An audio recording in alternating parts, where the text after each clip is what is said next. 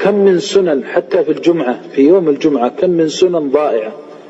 كثرة الصلاة على النبي صلى الله عليه وسلم، يقول فأكثروا، ينادينا ويقول أكثروا من الصلاة علي فيه فإنه تعرض علي صلاتكم. أمران تأملهما.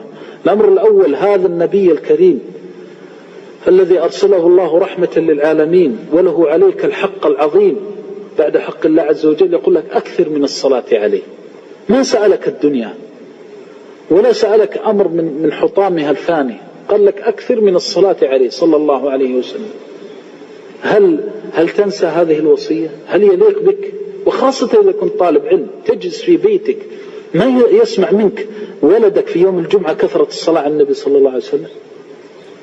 قد يجلس الشخص مع أولاده يوم الجمعة ولا يصلي على النبي صلى الله عليه وسلم إلا في صلاة الجمعة وداخل الصلاة، والباقي الله المستعان. ونقولنا طلاب علم وأننا أهل سنة وأننا أهل، وتجد الواحد منا من أضيع ما يكون للسنة.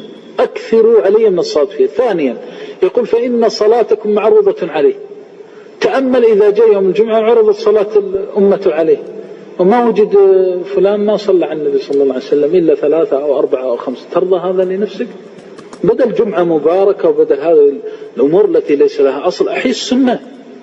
تعال بين الناس يوم الجمعة وأكثر من الصلاة على النبي صلى الله عليه وسلم. اللهم صل على محمد بطريقة تدل فيها الناس على الهدي. ترى إنسان غافل تقول له ثبت في الحديث عن رسول الله صلى الله عليه وسلم في هذا اليوم أنه يكثر من الصلاة على النبي صلى الله عليه وسلم، تعلمه سنة. كم لك من الأجر إذا علمته؟ لو أن ولدك أفاق يوم الجمعة وهو يراك كثير الصلاة على النبي صلى الله عليه وسلم فأخذ منك هذه السنة فأصبح يكثر من الصلاة على النبي صلى الله عليه وسلم، والله ما ضرب بها عظمة لسانه إلا كان لك مثل أجري. ولو تعلمها منه أبناؤه ولو تعلمها منه جيرانه وإخوانه لك مثل أجوره. من دعا إلى هدى، من سن في الإسلام سنة حسنة.